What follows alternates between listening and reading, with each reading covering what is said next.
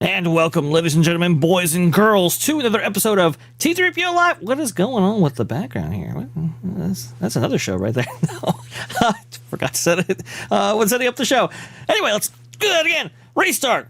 Welcome to That Park Place, T3PO Live. My name is VashSky. I'm going to be your host of today's ceremonies. If Steam Yard will cooperate, that is. We had some technical issues on That Park Place, and they seem to be spilling over here, so apologize for that.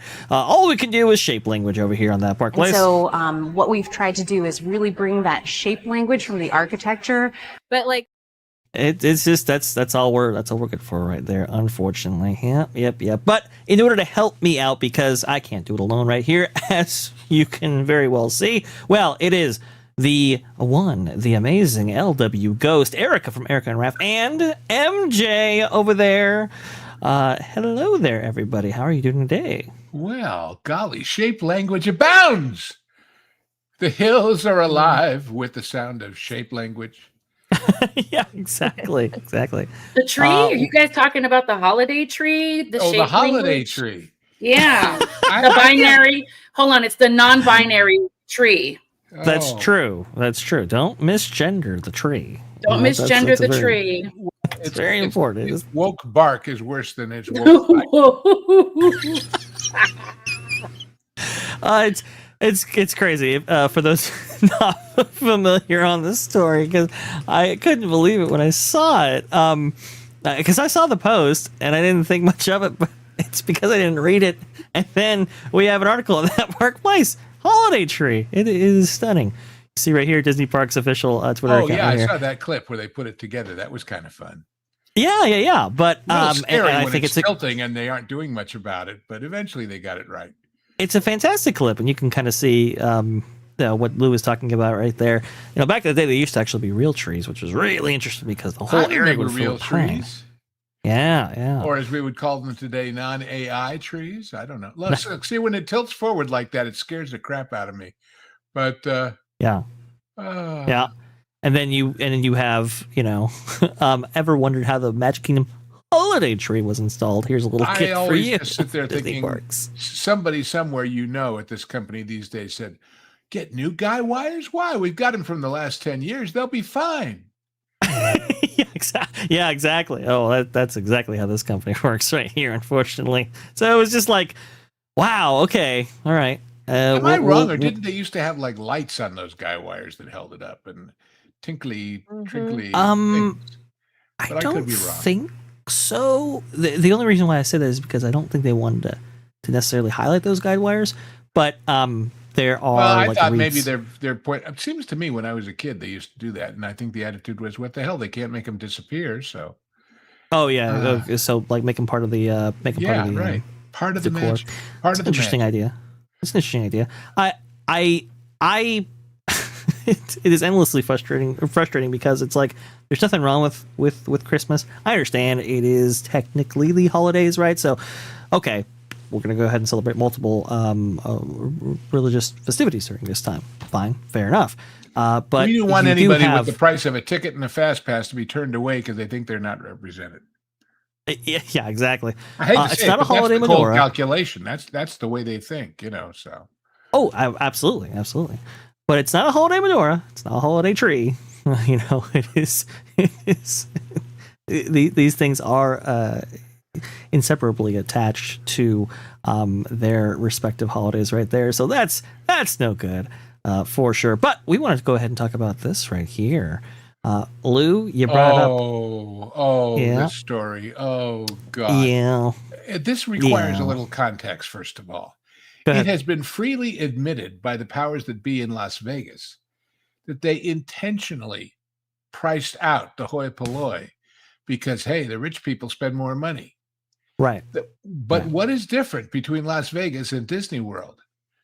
There's gambling revenue. So Yeah. if they follow this pattern and realize, oops, 12 rich people who know better and don't want to come here anyway is not going to balance 12,000 poor people, what are they going to do? Put a sports book in? I It is mean, crazy. it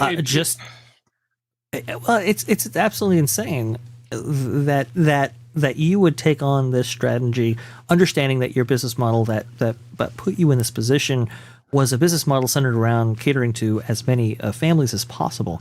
The idea that you're going to specifically prioritize one guest over another in terms of economic bracket might make sense in the short term, but it's really going to do you long term harm. And I think we're it actually also seeing that. shows a total Please. misunderstanding of that high end market. Because I Yeah. know a lot of rich people. I really do. I grew up in Beverly damn Hills. And true. I don't know any of them that say, well, where should we go on our vacation? Should we go to Tahiti? Should we go to Paris? Or should we go to Yeah. that place with all the walls? Yeah. Yep. I mean, it's not an upscale experience. So just because you charge it, I mean, I can find you the worst sandwich shop in your neighborhood, and if I charge you $25 a sandwich, that doesn't make them any better.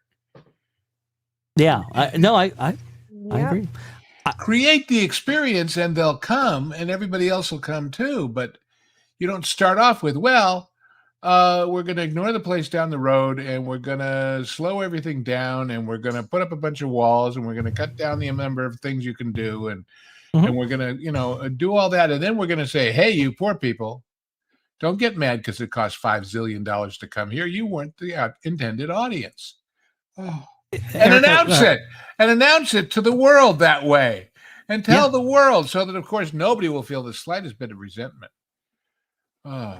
Yeah, exactly. Well, I mean, it's quite amazing that they would actually openly admit this. I understand it was at a the Wells Fargo conference, so Because nobody ever obviously covers that stuff. Obviously, we did. Yeah, It doesn't but get out into the world. It's a deep secret. this stuff definitely does, even if they don't necessarily admit it. We have seen evidence of this for so long here, and There's a good I think example. You want those people at 33, and that makes sense. this is why I'm rolling this, because they recently expanded Club 33 in order to incorporate more people onto that program. Remember, it was like a 10-year waiting list right there, invite only. It still kind of is, but now you have a lot more people. If you by showed which you up can actually include tomorrow in that. with enough money, they wouldn't care about an invite. Let's You're face talking it. about 20+ plus 20,000 a year To dues start. for something like that. And then there's Yeah. some sort of initiation fee on top of that, right? Correct. That's if you're an ongoing member. To get initiated into something like that, it's at least $10,000. Last time I heard. And they say, then, well, those people pay that for golf clubs and spot. Yeah, but there's golf at a golf club. yeah, exactly. I mean, it's Here, a lot. you're Having still that kind of outside money. waiting to get in. Jeez. You're still fighting the crowds. You're still Mm-hmm. walking past all the walls just to get to a pretty good restaurant. I mean, there's plenty of pretty good restaurants, especially, by the way, in Southern California. Well, So- they have their own private entrance with their whole with their I think it's they get like a special van that takes them after they get valet parking at Grand California or whatever. There is definitely boutique aspects of that experience, but Lou is certainly right. I mean, it's in the same theme park as everybody else, and yes, you can drink from an elevated platform in New Orleans Square. But Ooh. again, this Ooh. just go ahead. I can drink from an elevated platform. Yeah, Ooh. well, I mean, it's the second story. What happens when of somebody New who's had Orleans one too many on that elevated platform falls off that elevated platform into the hoi polloi below? Square. That's a good I point mean, right you there. might land on a poor person. Heaven forbid. Ooh, don't touch me, you scum, while I'm being taken to the hospital. Erica, are you at all surprised to hear the CFO Hugh Johnston actually admit that they are prioritizing higher income guests? I mean, we kind of already knew that. Wasn't something leaked years ago about that? But it was like a whistleblower, and now they're finally just coming out and admitting it. It's really Yeah. sad because Walt would not be okay with this at Yeah, all. what good old Hugh is saying is those with less than huge Johnsons need not apply. Well, It's- there's Hugh only Johnston. so many of the elite that's going to keep that company afloat. A lot of people Yeah. with that kind of money like to They do have more a stuff choice than of the just- world. They have their own yachts and their vacation homes in the Bahamas and whatever they've got. And it's like, well, I tell you Exactly. what, all this stuff that I already own, that I'm paying maintenance on, that I have a fixed cost for, and all the possibilities where I could go with my private jet. I know. What are you going to do next? I'm going to Disney World so I can have lunch at the Blue Bayou upstairs. Give me a break, guys. I mean, Yeah, Yeah, there are a lot of wealthy people who first obviously create an upscale experience, then tell me you're aiming at upscale. There's Yeah, nothing exactly. upscale It's just in not the up to par. experience. It's I mean, I always tell the story, and I've told you, Vash, when I finally took my parents to Disney World, and of course they've been to Disneyland with me many times, Uh-huh. and I booked us into what was then, because it was before Grand Floridian, it was the nicest hotel, was like the concierge floors of the Contemporary. And they liked it. They enjoyed the trip. But after 2 days, they said, there's this really nice Hyatt hotel and they've got a shuttle bus. And we moved. They're not snobs, but it wasn't what they expected. It wasn't the Beverly Wilshire. It wasn't the Ritz-Carlton. It wasn't, And so Right, if it right, wasn't right. then, it sure as hell isn't now. And it's definitely not now. There's no but question. you don't have the ancillary revenue of the gambling, see, and that's Right. the thing. And I tell you what, I keep saying this, and everybody's saying, "Well, but people will still." But the more and more this gambling stuff comes out, the point shading and the crooked betting and player malfeasance in the NBA and in the NFL, and I'm sure it will be at MLB and everywhere else. The more people are going to say, I really enjoyed it when I did it, but if the game is rigged, well, then what's the point?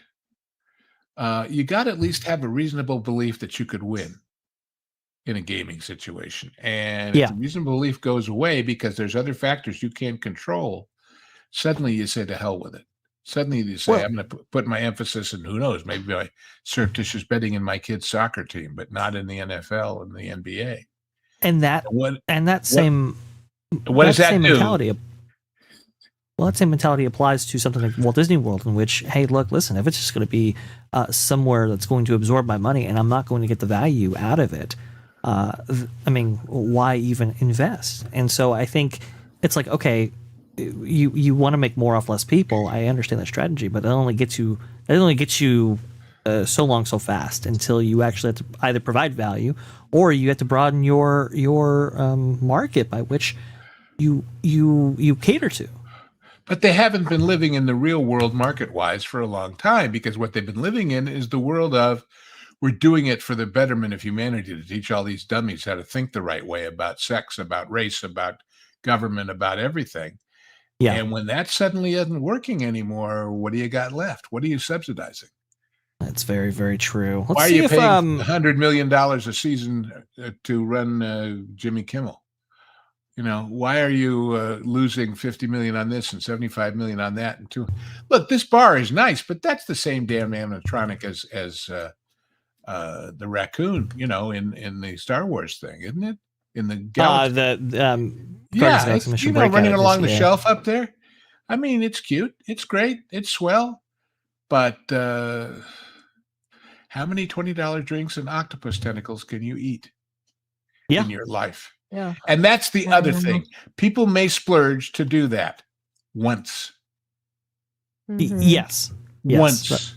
It's just what I'm saying about this this movie that's out, the number 2 of the Wicked. Wizard of Oz thing. Yeah, Wicked 2.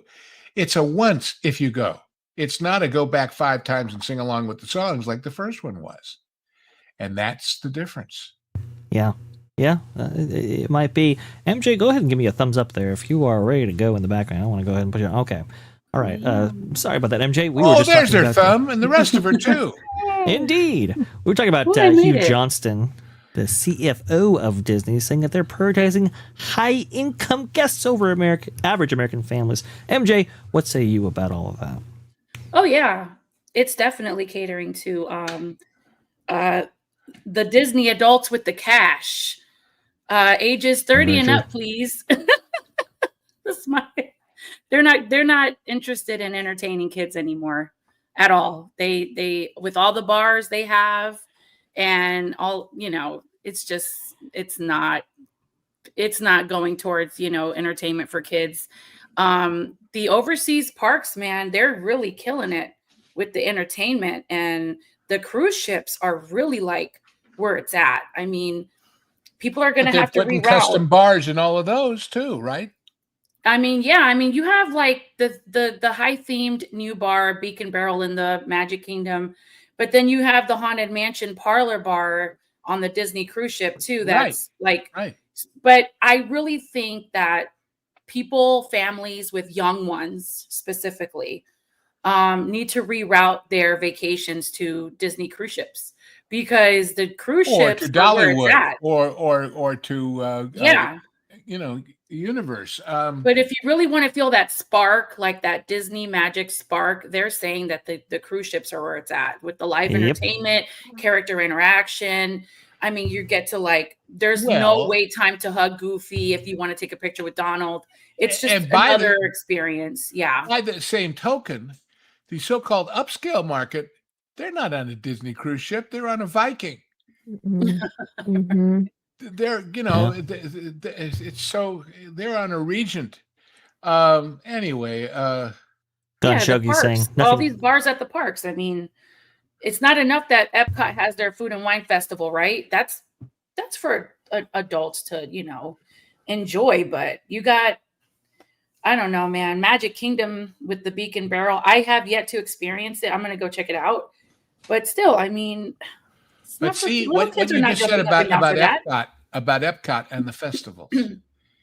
Mm-hmm. Drinking around the world, getting sick, throwing up, swearing, being obnoxious.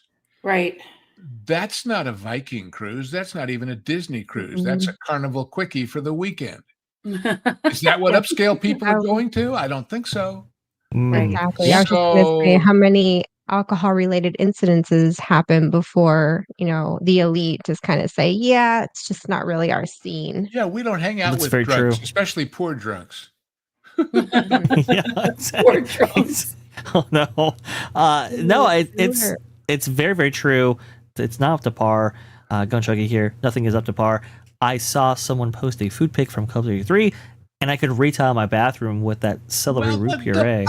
the perfect example was that food at the Galaxy's hoo-ha with the blue shrimp and the blue this and the blue that and everything. It was Galactic Star Cruiser. it was not upscale. It wasn't Wolfgang Puck. It wasn't Michael Mina. It wasn't Thomas Keller. It was some guy imitating that. And you can't imitate it because so it isn't true. the same thing. Yeah.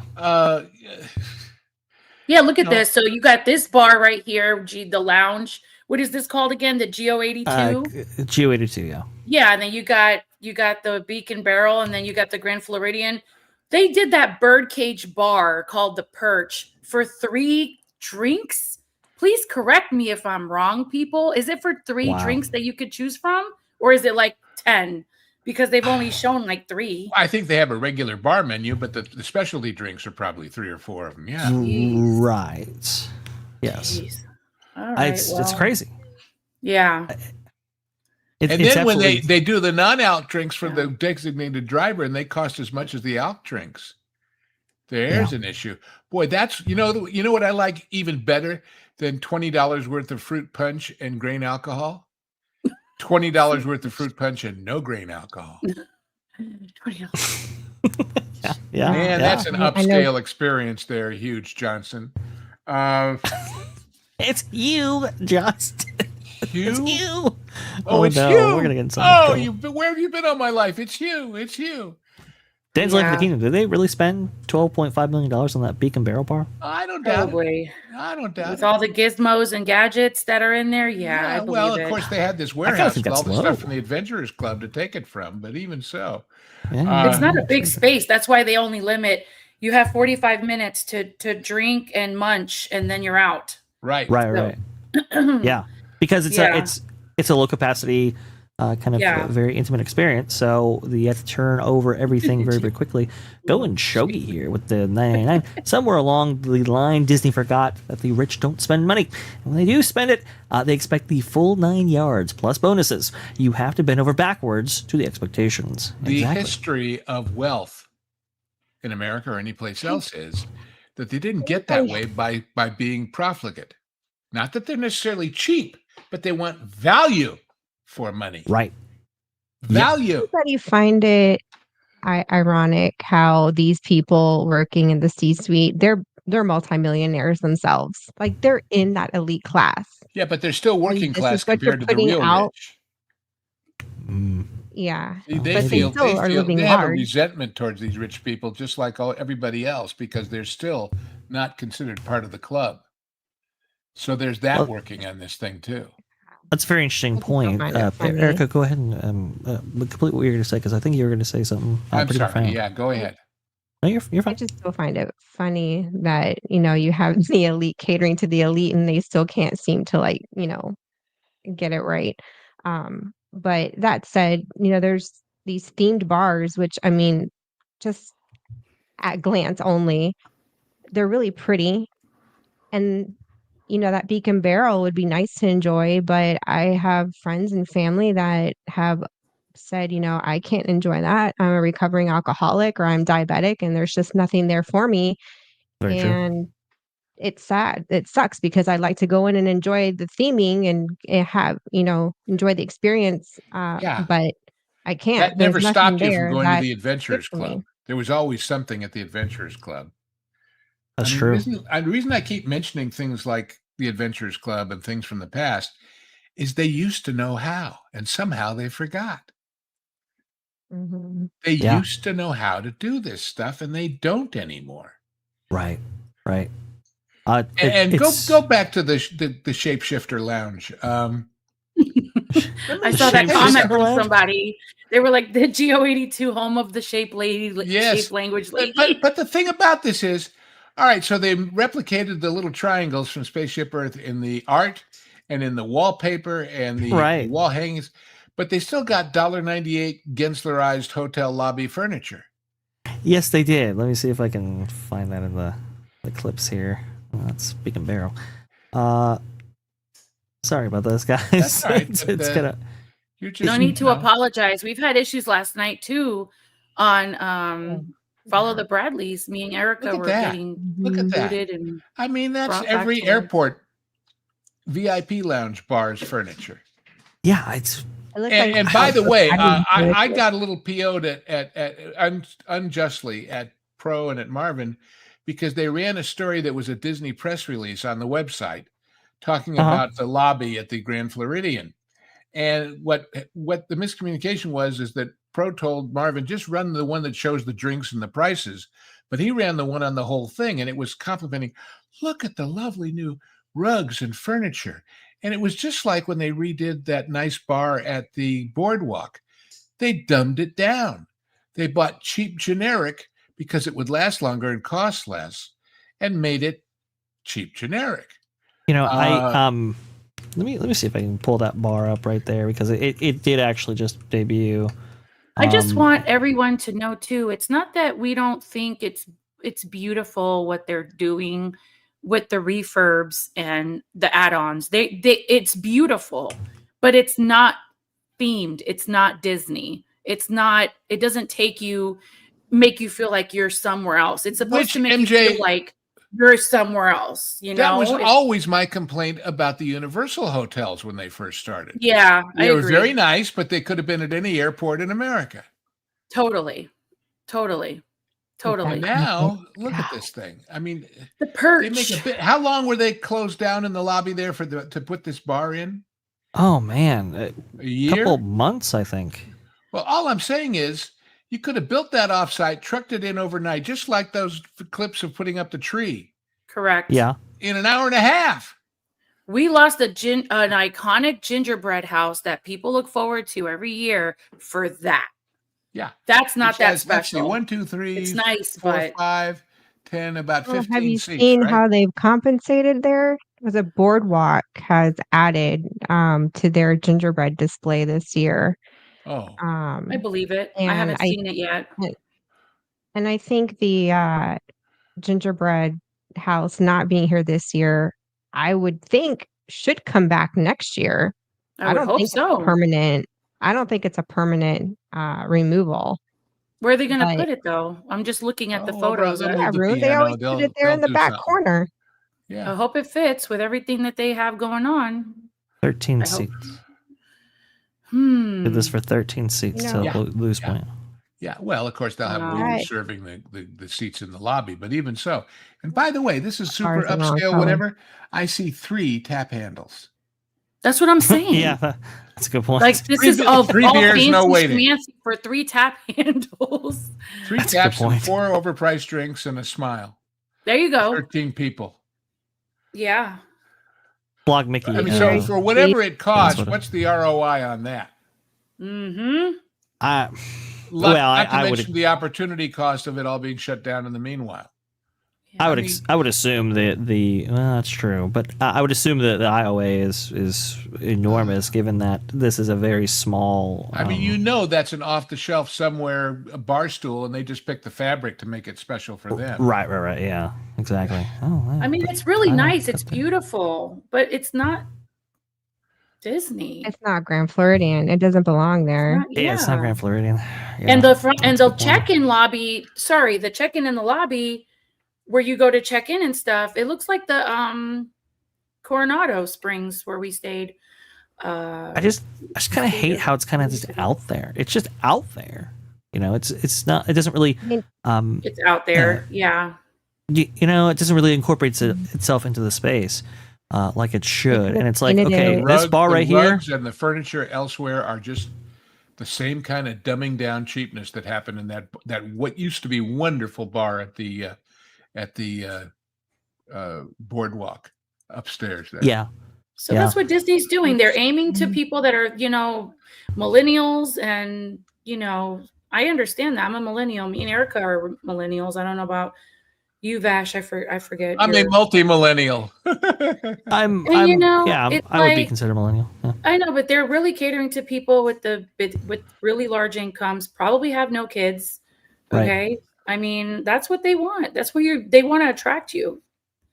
Yeah. That's what they want. So And even couples that, don't have kids and they're both working, things are so expensive. They're just living in debt. Most people are absolutely. borrowing their way through affording a Disney vacation. Or everything else in their life.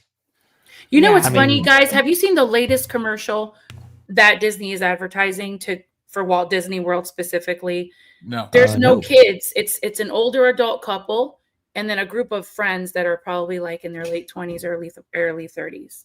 Yeah.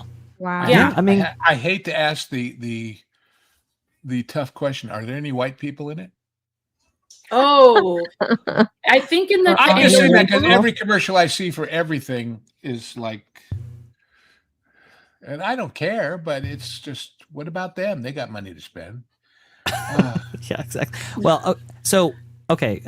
Follow Bradley's fun saying here. There's a bar upstairs. Yes, there's a bar they right put that here. in a couple years ago. They made a big deal out of it. Here, the Enchanted Rose. So to have another Enchanted Rose is bar, beautiful. And let me tell you something. If you're rich, you don't want to sit there in the lobby in front of God and everybody. You want to go to the one upstairs. Right. exactly. Yes. This is what happened in Vegas when they put these high roller baccarat pits right in the middle of the casino. Nobody would go, but when they put a private room off stage, they would, because they don't want to be. They're not part of the show. They're not part of the magic. Enchanted Rose is like you checked in, you want to relax. It's already part of your itinerary. Okay, Yeah, we're gonna this go is a here. bar for Yeah. people who want to pretend they're rich and show everybody, look at that's a us, good aren't we point. swell? Yeah.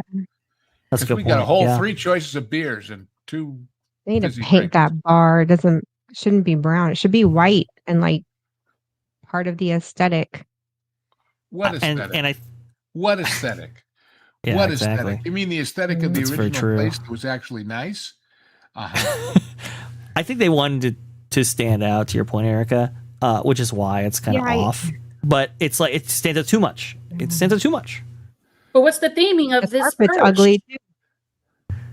What's the theming of the perch? I mean, the Enchanted Rose is themed to the Beauty and the Beast. And please correct me if I'm wrong, but the drinks are all like themed to that film. What theming is the perch? It's nice. Well, they have the guano and the I'm talking about the drinks. They have the that was a joke if you know what guano is. It's like let's put it this way. The original idea of the Grand Floridian was that it was like one of those great old Flagler super duper hotels in Florida at the turn of the century, right? Right. Even though it was directly copied from the Coronado in California. it's a good Coronado. There's no question about that. But what has this got to do with that? Would this be at home in 1920s Florida, this bar? No. No. Well, the whole lobby isn't. The whole lobby doesn't. Not anymore. Yeah, that's true. But this new lobby that they've reimagined this all in. Yeah, this but is see, not a Vogue. talk about shape language. The whole idea of these big atriums, whether it's Disney's or Hyatt's or anybody else, is that you come in from the low ceilings and suddenly, wow, there's this vast. It's the same thing as when you go through the flues to the new Harry Potter extravaganza, right? Right, It's true. It's the from low ceiling to no ceiling. It's the whoa. Yeah. Well, but then when you look around and it's got this thing sitting in the middle and it's got a bunch of sort of overly, blatantly, boringly carpets and cheap furniture. You know what You kills go- me out of all this? The freaking Bibbidi Bobbidi Boutique in the freaking Grand Floridian hasn't even opened up again, but yet they have the money and time to make this bar in the lobby. Well, because if That they're makes catering to people sense. with no children, they have no children to be turned into princesses. Yeah. Boom. There you go. That's the problem. And if you have Now- kids, they want you to be in the park. They want Oh, you what, to no.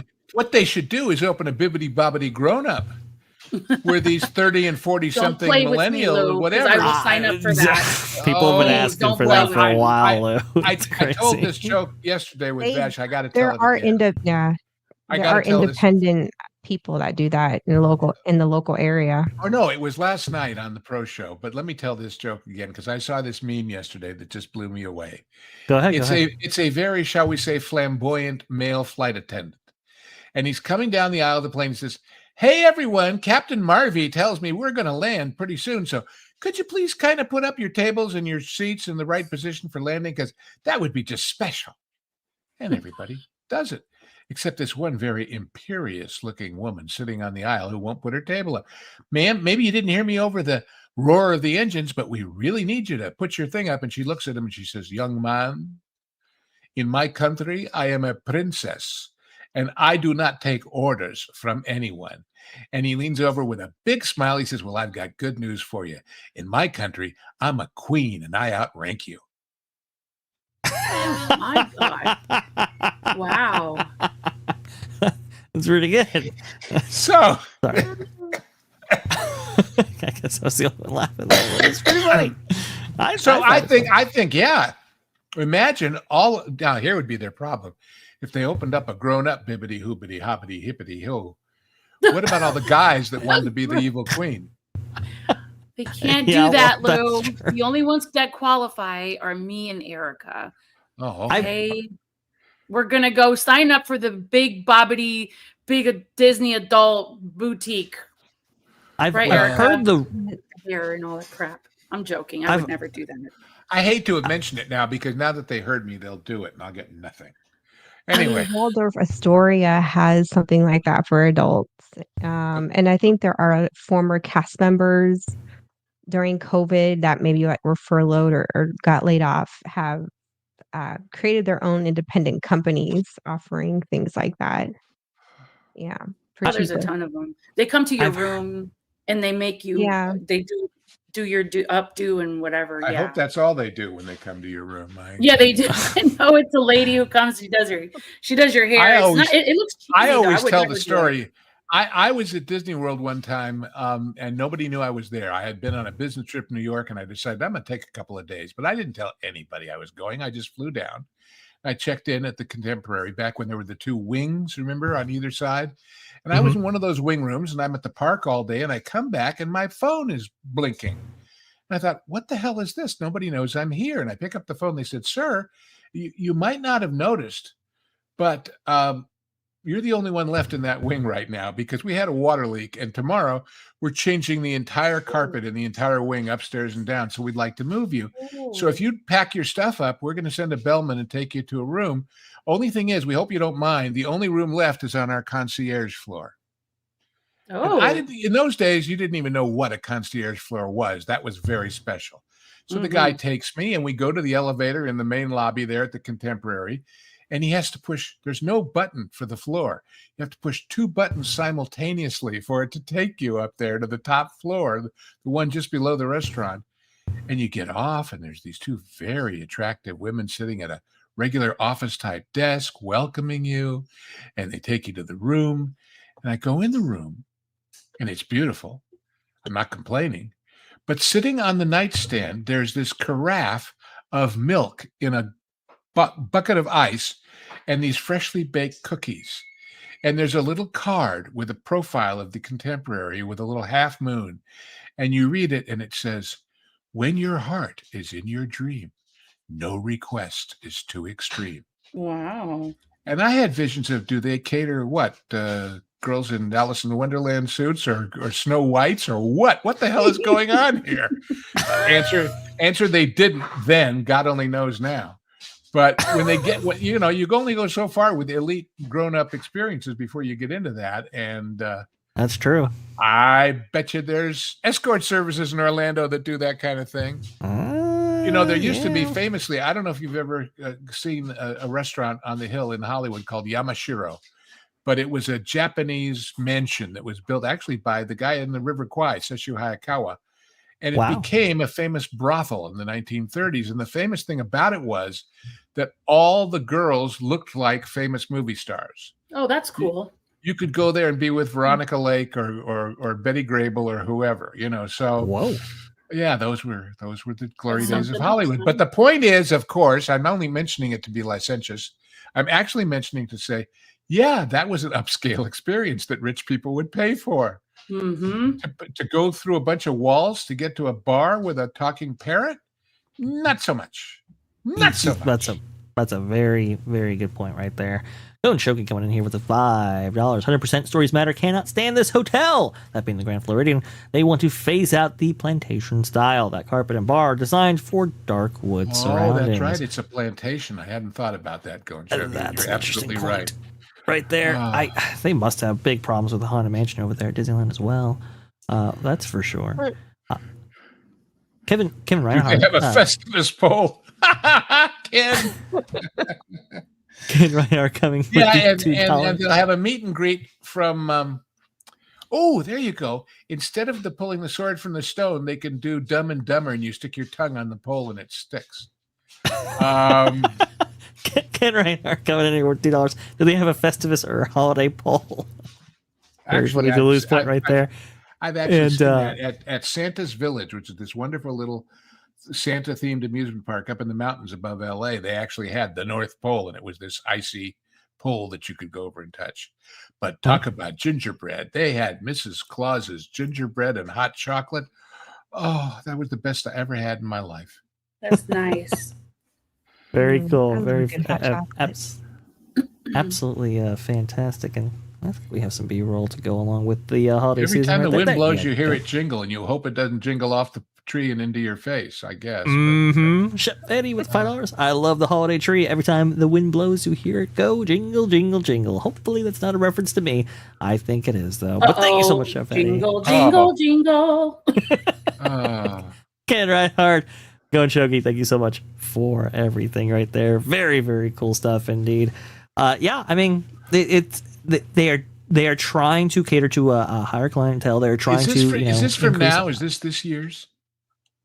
Yes, this is this year's. Who died? Why is the American flag at half mast? Oh, that's a good point. That might have been a parade during when there was a. Is that when Dick Cheney? Yeah. Oh, okay. Well, yeah. Yeah. I just wondered because I noticed that and I thought that's not very festive. What's going on? But, they do honor the the whether it be half staff or full staff. So very, very interesting stuff there indeed. Nobody died. Actually, somebody is being born, and that would be Disney Adventure World. Oh boy. Oh, here we go. Yeah. The only frozen land that provides its own frozenness half the year. So November 24th was the day for the big press event that Disney had held at what was previously the Disney Walt Disney Studios Park in Paris, what now is Disney Adventure World. And so they were showcasing not only the world of Frozen, but also some of the other attractions that will be coming, like the Tangled spinner, for example. No, not spinner, but teacup style attraction, and more. You can see right here they have rebranded some of the existing lands and so forth in order to be cohesive with that theme. You have Adventure Way, Adventure Bay, world of their bay, their whatever, and suddenly Lion King themed area. They couldn't come up with a name for it yet? I don't think they've settled on a name just yet, which is why it's there. It would have been a double, so they could have called it Bride Lands. Oh yeah, you know what? The newest Disney cruise ship, Destiny, has it's called the Pride Lands restaurant or cafe or something like that. But it is really? It's really, really interesting. There's a whole video on it. And it's just like the Coco dinner experience on the Treasure. But on the Disney Destiny, you're going to watch the show from the Lion King show, the one in Animal Kingdom, but like on the ship while you eat. I think it's pretty interesting, but they said the food is not that great, so I'm like, yeah, that's not good right there.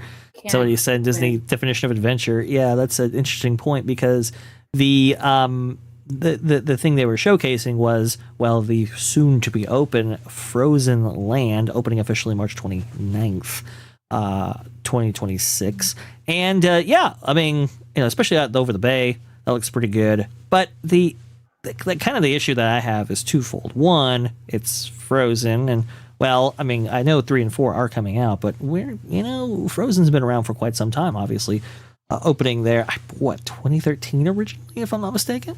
Well, we don't have any idea. Quite a long time ago. I mean, when I first saw the announcement that they were going to do this, I thought, I wonder how the box office was in Europe for Frozen. If it was really, really huge, this makes a lot of sense. Yeah.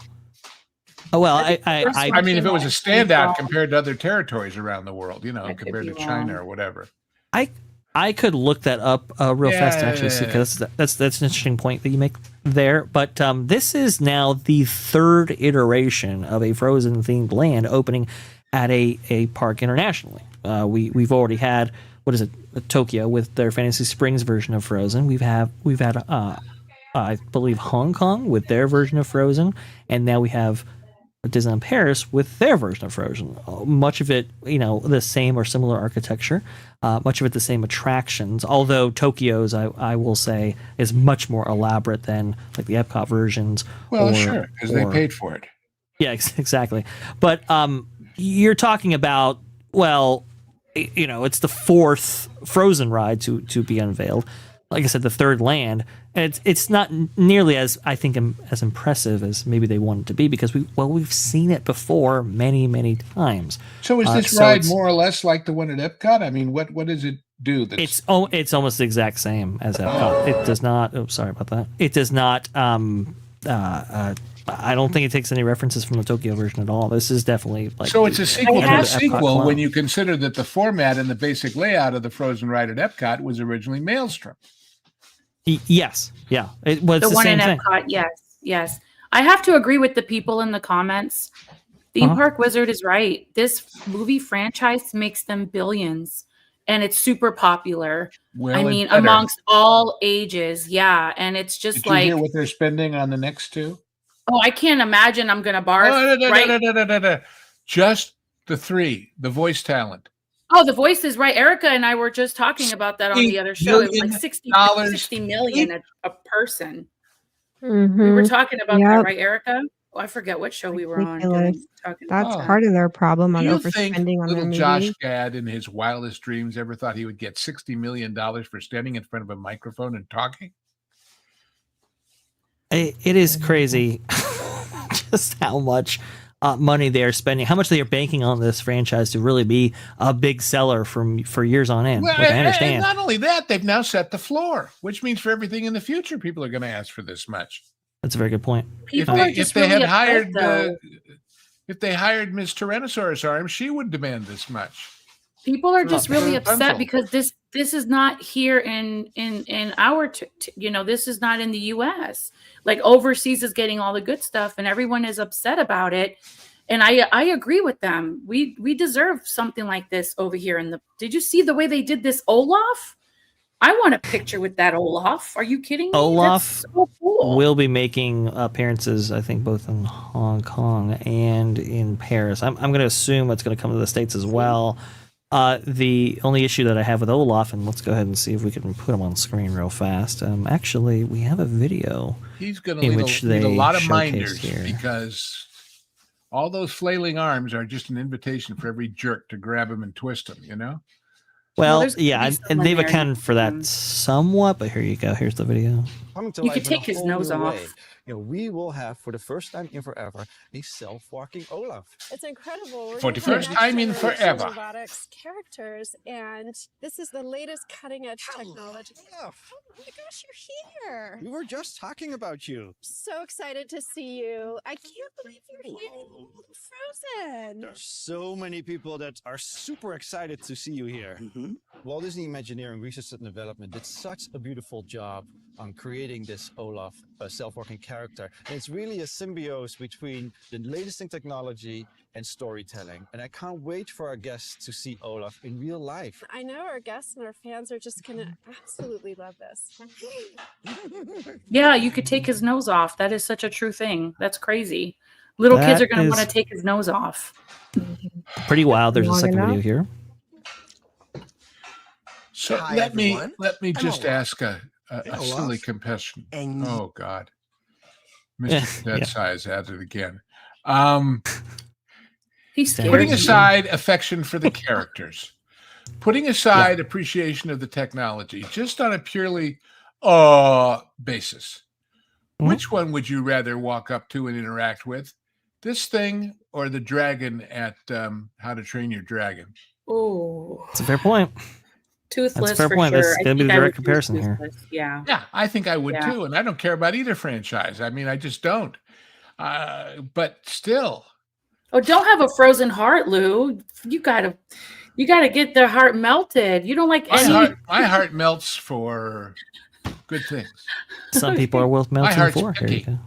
Not this guy. God, he's And looking more you foolish every day. Oh. I'm Josh, Olaf. So good to see you. You look amazing. Mm-hmm. He wouldn't know Olaf is his one of name our is most Josh. popular characters. He shows up in parades, in live entertainment shows, as well as in character meet and greets. So the demand to bring him to our parks is off the charts. And we're excited to announce Olaf will be available in both of our Frozen worlds in Hong Kong and Paris early next year. I can't even imagine this. Like seeing people meet Olaf for the first time in his form. I think this is going to be just incredible. A really, really inspiring day. Oh, you can pull his arms Hands off too? down, Oh, that was a this good is the idea. best day of my life. We call it It's not going to be the best day of his life when little kids are pulling them off and running with them. I'm telling you, I there do aren't wonder enough how minders to protect this thing.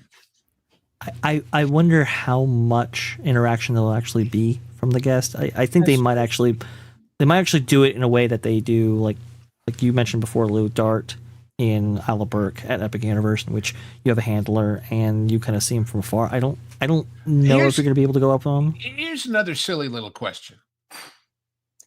How much more exciting, enticing, interactive with the guests is this? Granted, it's smaller than the average, but compared to a person in a costume. And the reason I ask is, if the thing is, oh, it's Olaf, fine. If the thing is, oh, it's really neat technology. Yeah, like right now, I think at Hollywood Studios, you can go get a photo with Olaf, right? And it's like a person. Yeah. dressed up. And Okay. all I'm saying is, if the attraction is, we never did this before, it's wonderfully, it walks around. That's not what that's like the Spider-Man thing at Avengers Campus, flying through the air with the greatest of ease, but it's not a person. You're there to marvel at it, not at the person, the character. Quelle magie que t'aimes, c'est magnifique. Maybe you'll understand when you're older, Olaf. Oh, so she speaks English and he speaks French? That's usually how Disneyland Paris does things like this, because you have so many different languages in which that visit Disneyland Paris.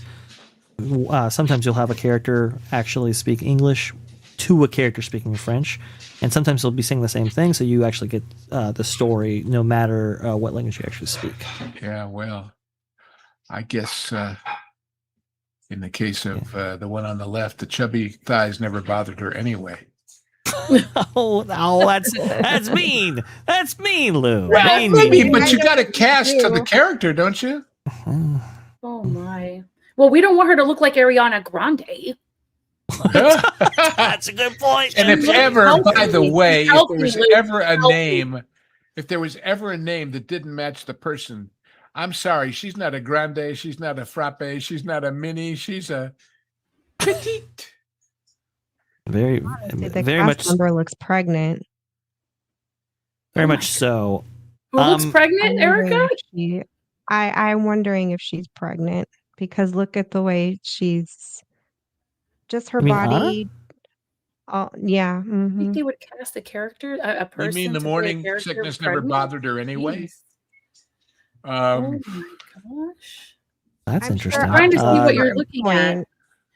I'm just looking at where her waist is. They're the band, and Well, anyway, my. my point is that Disney keeps trying to sell itself as we're a technology company, which means what? If we try really hard and we take 6 years, we can copy what Boston whatchamacallit did with those dogs 6 months ago.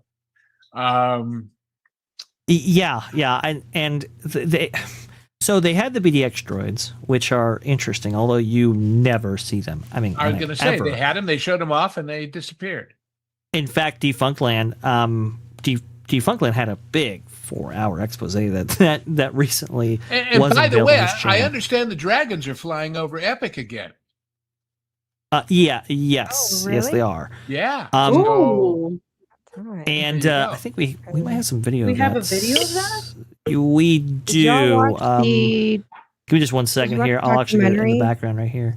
But the Epic documentary recently came out, and it did allude to the fact that they wanted drones, but more than that, they were developing them, and they simply weren't ready for the premiere of Epic Universe, but that they would eventually come. And then, literally right after that is when we get the video of drones being used in Epic Universe with paying guests, which is pretty cool. If I could find it. Wait, you mean if it's not ready, you don't put it on? Tell that to the people who did the Walt animatronic. Yeah, that's pretty true. People who did Tiana. That's very, very true. Did you guys see that article? I think who did I send that to? You, Vash? That Officer Clawhauser is already breaking down in the new Utopia. Covered it at that Park Place this morning, which tells you how well everything's working over there at WDI, because they can't seem to have a new attraction with an audio animatronic actually last for very long. So here you go. There is the flying dragons for the first time being seen above guests at Isle of Burke over there at Epic Universe. That is so cool. And lest people think that I just do nothing but compliment Universal and knock Disney, I don't.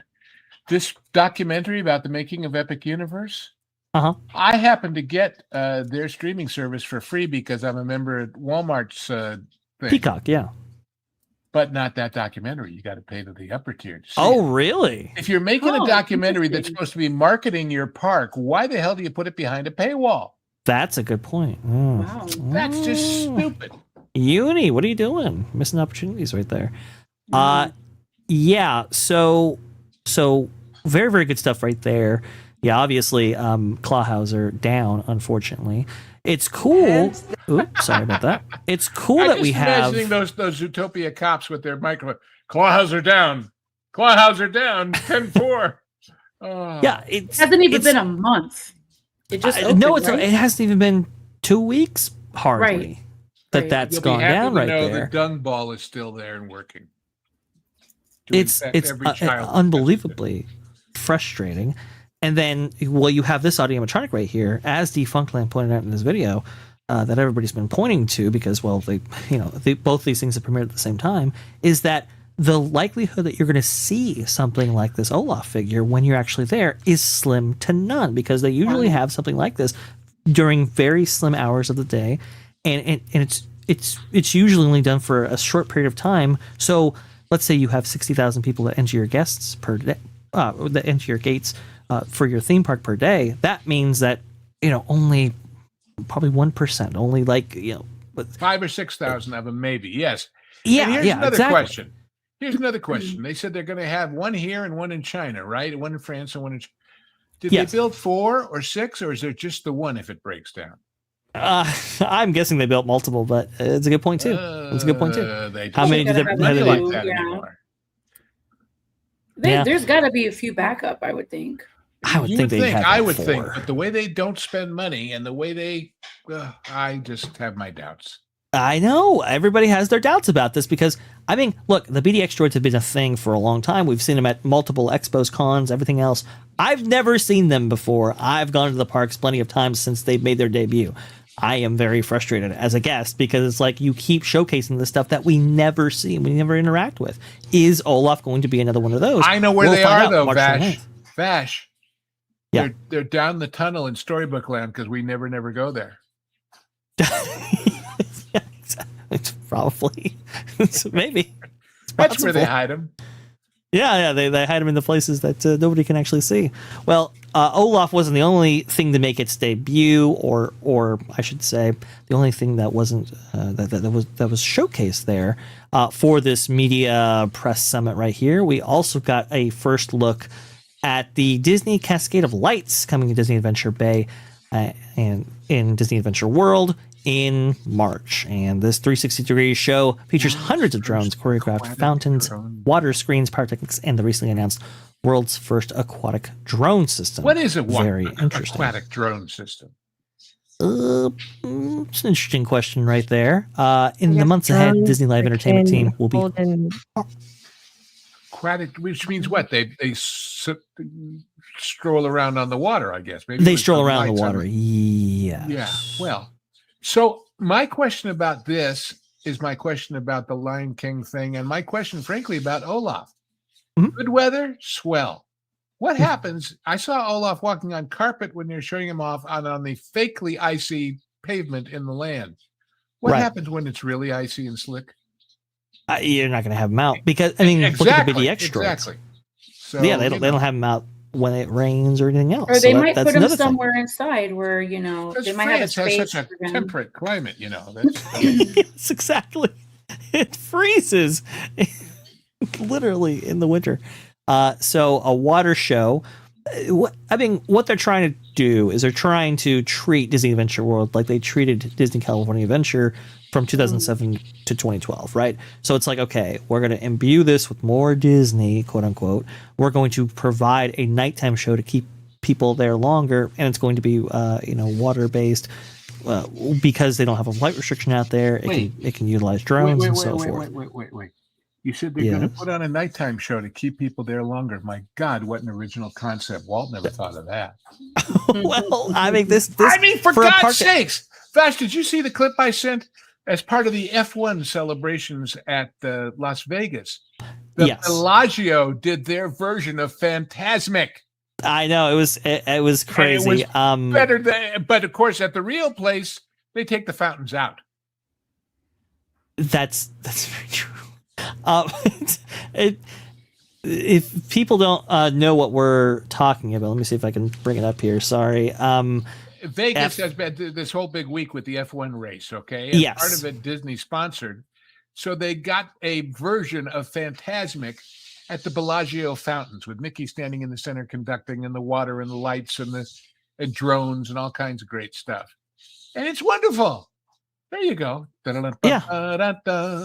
It is pretty amazing. I can't play any of the music, unfortunately. No, but half the music wasn't. It was the fanfares, but not the whole thing till you got to the very end. Yes, but even so, it's like the frustrating thing about this was that this was a more elaborate show than they put on for their guests who pay full price. Wow. I did see your post on X about that, Vash. Yeah, we deserve this in the parks, man. By the way, Bellagio opened with the fountains October 15th, 1998. Yeah. So, Yeah, well, and the team who actually brought drones those behind the fountains, it's like it reminds me of the ones they put up at Epic in front of the hotel.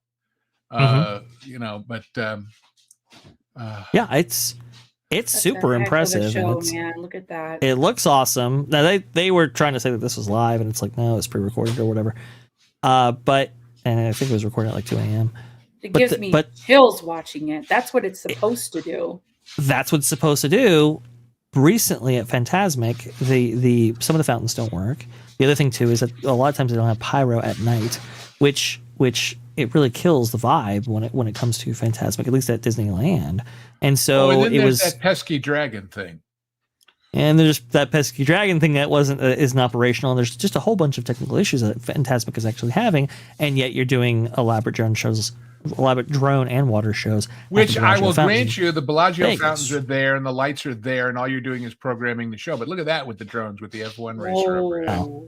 But still, if you can make it work on a one-time super duper fill in the blanks at another guy's venue basis, why can't you make it happen in your own place? I'll never understand. I don't get it. I really don't get it. So, yes, stuff like this is very spectacular, and I'm glad that they're doing it. But when you see what Disney is capable of in other places, it really is. It's kind of a downer, considering that we could get this stuff in the parks, and yet we don't. But what's very interesting about this drone show at Disneyland Paris is that it's going to be using like this this platform in which to launch both these drones, pyrotechnics, and so forth. See right here for Cascade of Lights, a floating stage made up of 5 big elements with lights, water screens, pyrotechnics, and 379 drone launch pads will be placed together silently by electric tugboats each night. Here's a look at these 3D renderings. Well, of course, they're electric. We want to be environmentally friendly while we're blowing. Well, you got to be environmentally friendly. That's for sure. somebody noticed something very interesting. Not, and one of the interesting facts about all this is that it's kind of ironic that they're going to be moving this in and out every single night, because that was the original intention for the World Showcase Lagoon at Epcot with Harmonious, those barges and so forth. Those were meant not to be on stage every single day. They were meant to be tugged in every single night in order to put on that performance. And unfortunately, what took down Harmonious was those barges. They weren't able to be moved every single night. I guess, the parks didn't want to spend that money. So unfortunately, they had to be permanently moored in the World Showcase Lagoon. People hated it. It dropped down dinner sales from around the restaurants that would overlook the lagoon, and then they would eventually get rid of that show and replace it with Luminous. But this platform right here is very interesting. If we take this photo that they provided and we go around the edges of it, you can see these code names on there. You can see Lion King 4 right here, Loki Racer 1. You can see Loki Lion 3. But people are noticing Loki Frozen. One of these actually mentions Na'vi in this whole thing. And people are kind of like, why would you mention the Na'vi with something attached to Disney Adventure World? Interestingly enough, this isn't the first time that we've heard Na'vi be mentioned before. This is the first time from Disney, really. But the rumor was that the replacement to Star Wars Galaxy's Edge, before Lion King was actually established, was it was going to be a Pandora attraction, very similar to what maybe Disneyland out in California might be getting. So that's got a lot of people thinking, okay, if they're referencing Na'vi in some of these, these renderings for these platforms and so forth, is Pandora going to make its way out in Paris? And I guess, Lou, this is going to be to you. I think this was all predicated on how well Fire and Ash would do, right? Right. And that might have been from an earlier incarnation when they just presumed they were going to do it, and then they changed their mind. Yeah, maybe. If I had been putting these pictures out, I would have blacked out all of those letters, period. Yeah, that's a good point right there. Nobody thinks about that. It just... I'll tell you the good thing about dragging it out every night and taking it back, aside from the fact that it doesn't obscure the view of the rest of the time, and I'm not quite sure what the view is there because I've never been there. It does build anticipation of, ooh, what are they building? Oh, that's for the nighttime show. Oh, I guess we should stay and see it. So there is that. Yeah. There is that as far as motivating the crowd to stick around and spend money in the meanwhile, but not if it's getting chilly. I think this is less about, there might be an Avatar land, and more about they might have planned it back when they first started this, because this stuff doesn't happen quickly, and just never bothered to take the letters off, which Erica, they should have blanked them all out. How do you feel about the Avatar franchise? I don't hate it, but I'm not going to say it's like my favorite. How will you feel when the next movie comes out and it's 2.5, 3 hours long? And there's one more? The last movie, there's a lot of scenes they could have cut. To shorten and making it at least like a 2-hour movie. There's a lot. I don't know. I do like Pandora. Every minute beyond an hour and 45 is a showing they can't get in. Yeah, I like the whimsicalness of, Pandora, the land, and how it looked in the movies. I think it's very pretty and aesthetic, and it makes me want to, turn into a fairy and just float around, so. You and all the No Kids Disney fans. Yeah, maybe. On that note, but so far the last two movies have made money. People gravitate to Pandora over at Animal Kingdom. I guess in a way they'd be stupid not to try. Yeah, and the big news at Animal Kingdom in Disney, I'm told, is, they're going to keep it open night so you can see the lights now. Like, when did that ever stop and why? You know what I mean? If the whole point of the place was how it looked with all those lights on. Yes. But I mean, what if they there's gave a more light money, show I guess, and in Star Wars and Marvel oh at this boy. point. And let's remember, whatever money the movies do make, Disney doesn't get all of it by a long shot. Cameron gets his slice first. Yeah. So anyway. Yeah. I know it's it's obviously one of their most profitable franchises. As far as cutting into the culture, I'm not sure with what relevancy. Wait. Why, as we say on Passover, what makes this franchise different from all other franchises Bob bought? Answer: he still has the original creator involved in creating it. That's a good point. That's a good point, Lou. Very good point. MJ, what do you think about Avatar? I love Avatar. We like the films. And when I took the kids in February, they went on Flight of Passage and they loved it. My little one, she's very sensitive to Erica, help me out. What's that? She has that sensory, like she's very sensitive to lights and loud sounds and stuff like that. Yeah. She enjoyed Flight of Passage so much that she cried when she got off. She's 7. She sat for the movies, and my kids do not sit, kids, they're not going to sit through a long movie. We're looking forward to the new one coming out. And the main reason why we would go to Animal Kingdom is for Pandora. So Right. Yeah. I think for the parks, it's been particularly well received. A lot better received than people initially thought. I remember the online discourse when Avatar was going into Disney's Animal Kingdom. Wow, that was very friction heavy. And then it actually opened, and it was like, oh, okay, this is actually really good. I do like the films myself, and I am looking forward to the DCA version of Pandora coming to the Disneyland Resort. That's going to be very, very interesting. I hope you have patience. Yeah, exactly. I know, because it's Disneyland Forward and everything like that. It's just taking forever because again they cannot build Avatar at DCA until they find build a replacement for the transportation center, and that is part of a new parking structure. And it's like we have to wait for all of that before we can even start on Avatar. So it's going to be a while. I guess.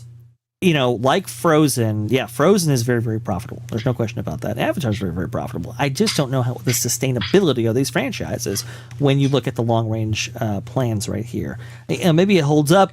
Hopefully it does. Hopefully the quality of execution trumps the strength of franchise. But in Frozen's case, I was actually quite disappointed with the execution on that, outside of maybe the Tokyo version of that land. But I'm hoping the same for Pandora. DCA, we'll see. Pandora in Animal Kingdom is awesome, but now we don't have Joe Rohde contributing to all of this. So how's that going to work out? That's what I was going to ask you. Didn't they? There was like and people in the chat help me out. What was Joe Rohde's take on this whole Zootopia thing inside the Tree of Life? Did they get his input? Did he have anything to do with that? No, right? I don't think they had his official input on it, but he has softened his stance on Zootopia. The idea being that that they go by the characters with pants rule or whatever. The idea being that Zootopia is more of a human story with animal characters versus Animal Kingdom being very much about the animals' specific story, conservation, and everything else. So he felt that Zootopia wasn't consistent with the overall outlook of Animal Kingdom, even though I think people just look at that as the animal park. And so it's like, why don't you have Zootopia there? I've heard he's softened his stance since then, but I don't know his specific take on Zootopia Zootgether Forever. I don't think that if you asked me, honestly, the land that's coming and that's under construction, that's not going to hold 10 years. People are going to lose interest in that. I mean, Encanto was a cute film. It was nice. And I think it even came out during COVID. And you guys can really correct me if I'm wrong.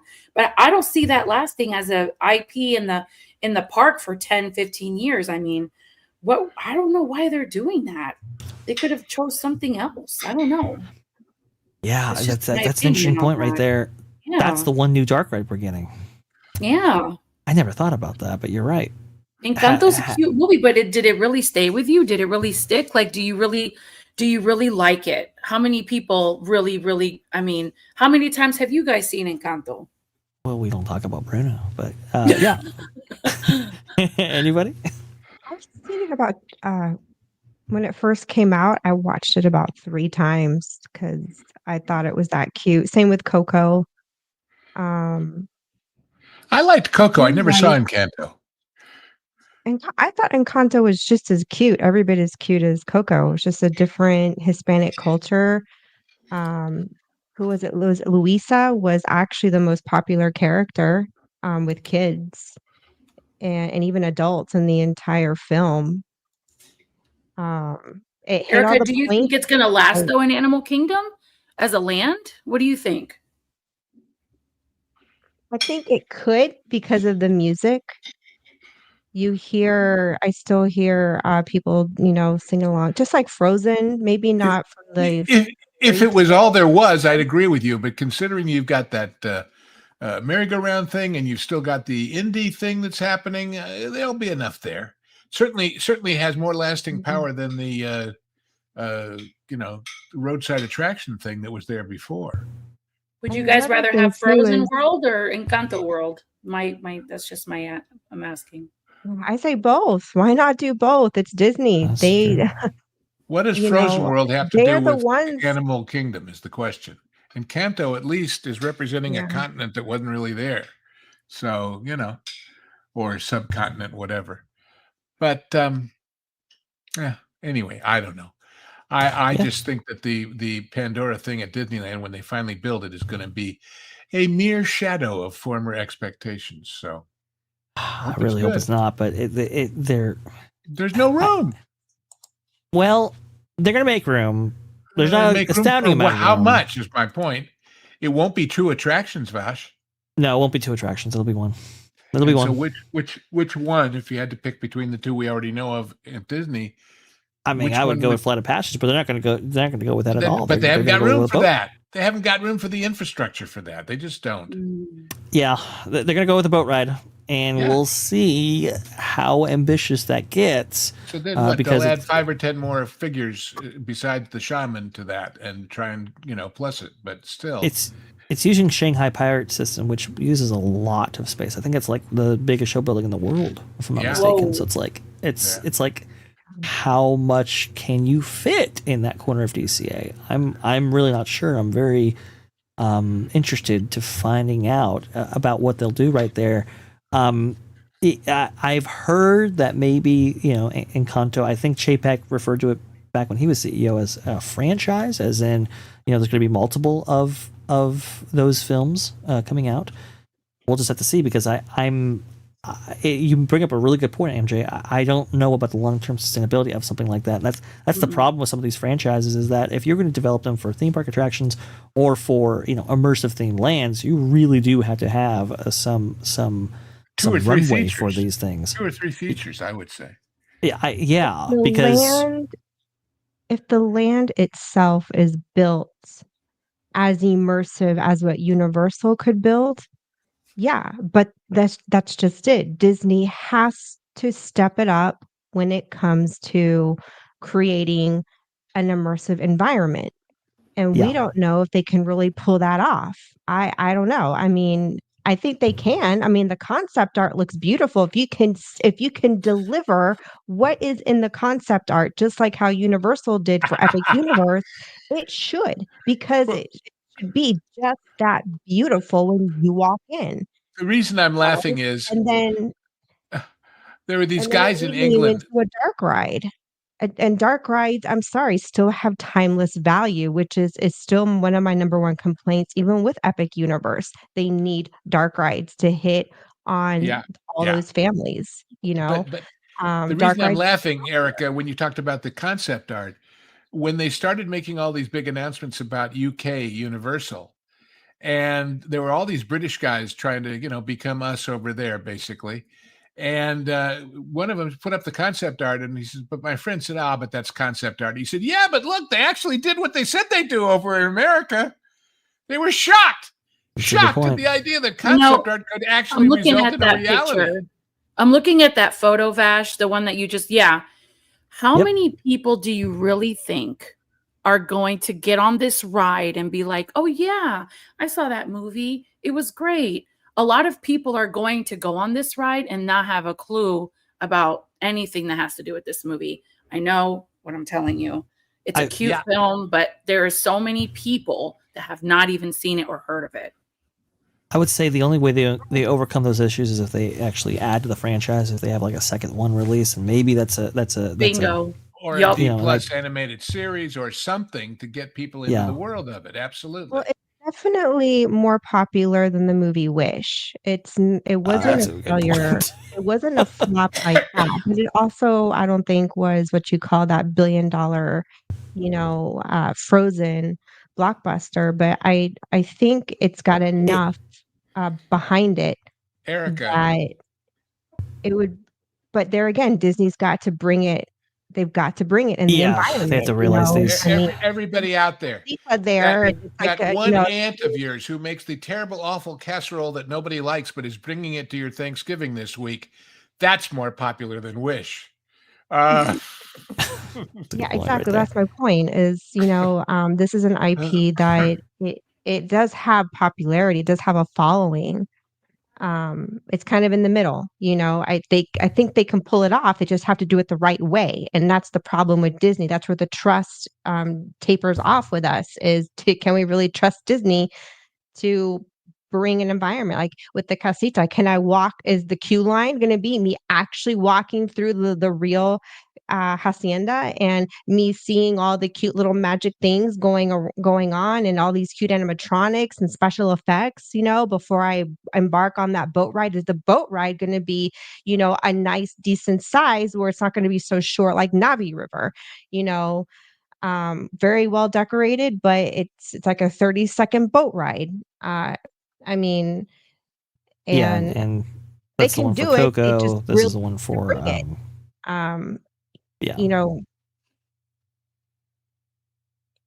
I know. Well, and that's the thing. A lot of the appeal for modern Disney attractions is in the franchises themselves, not necessarily the quality of those attractions that they actually open. Right. What I mean to say is that previously you could have attraction concepts born out of IP that really the strength of IP didn't necessarily matter because the quality of attractions were so good. And then, obviously when you do have big franchises pop off, like Cars, for example, or Indiana Jones or whatever, combined with amazing storytelling, with those old school Imagineers, that's when things really got rocking. Now you have, I would say maybe less capable Imagineers connected to franchises that I think are necessarily diminishing in terms of popularity. So the way to overcome that, to ensure you overcome that, I think this is what MJ is saying and what Erica is saying, is that the quality of those attractions have to be superb. They have to stand the test of time and outlive the strength of those franchises that they're connected to. And unfortunately, we just haven't necessarily seen that. So I think that's kind of what we're getting at here is that, yeah, these franchises, while in the moment they might be popular, which is very true. These things are budgeted for 10, 20, 30, 40 years. And, I mean, that's how long we usually live with these attractions. So will they be sustainable in the long run?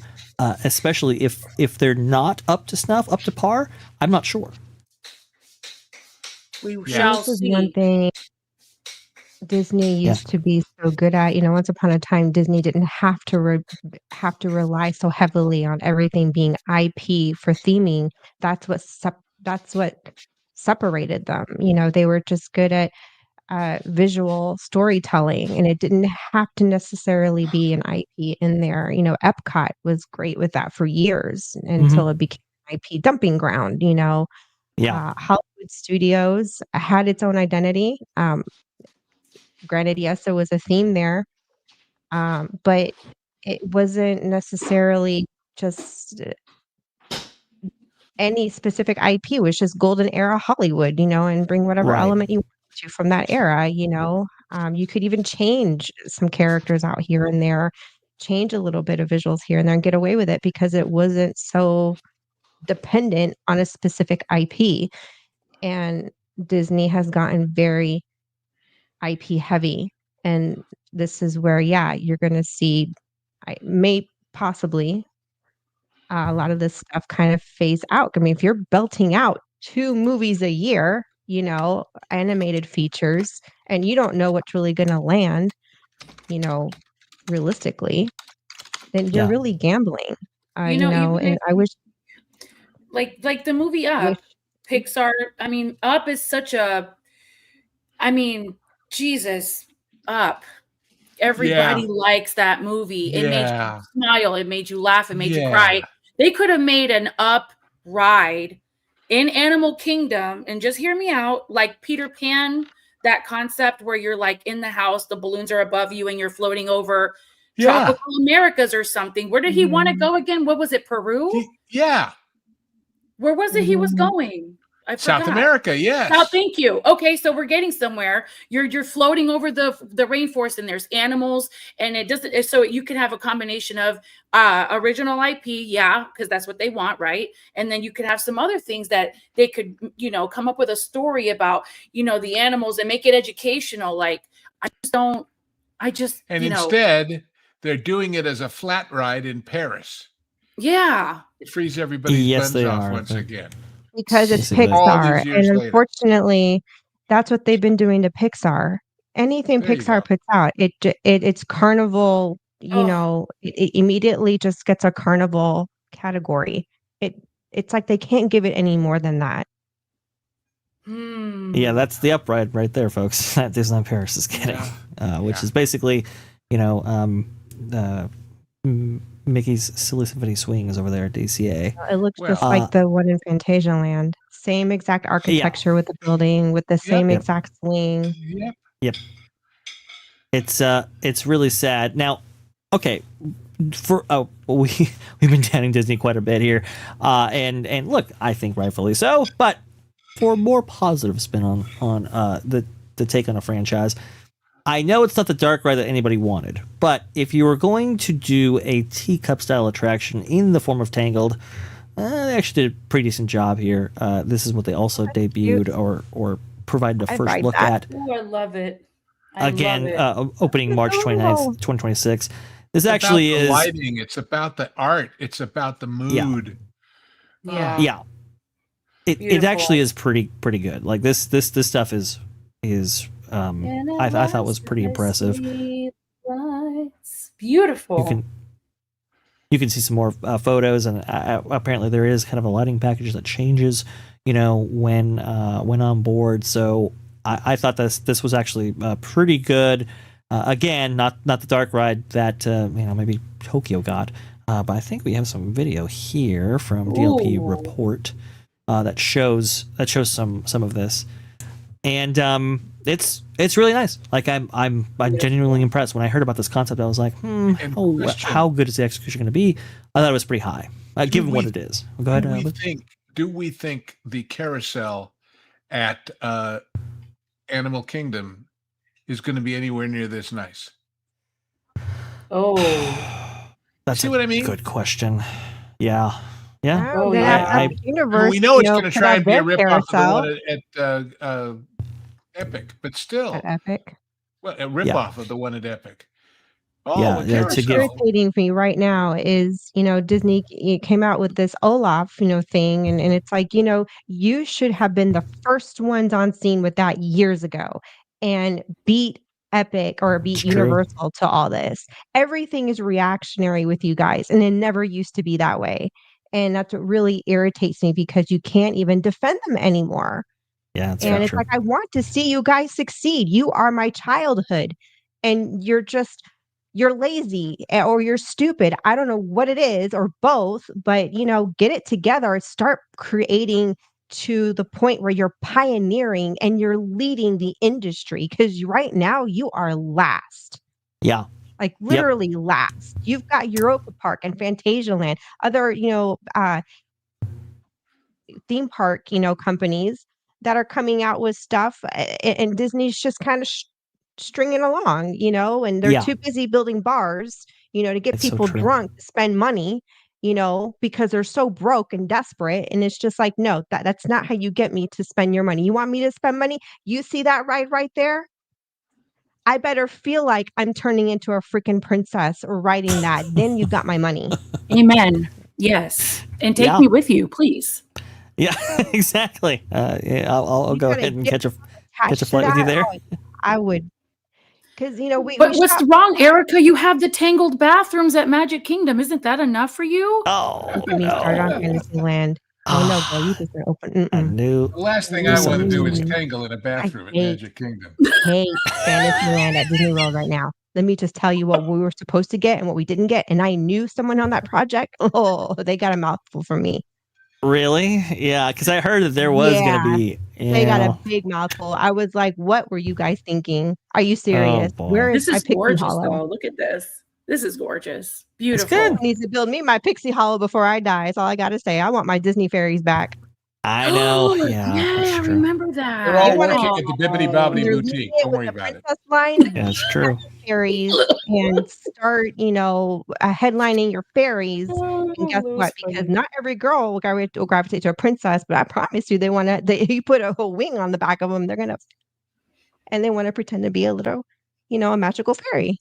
I want wings too. We all want wings. There you go. If you had That's- wings, wait a minute. Where have I heard that before? Yeah, where have we heard that before? Right there. Yeah, exactly. To have this kind of walkway right here debut as well to get you from one point of this park to the other, to imbue this level of quality into a park that desperately needs it. I would say it's very what does that encouraging. remind you of, that picture?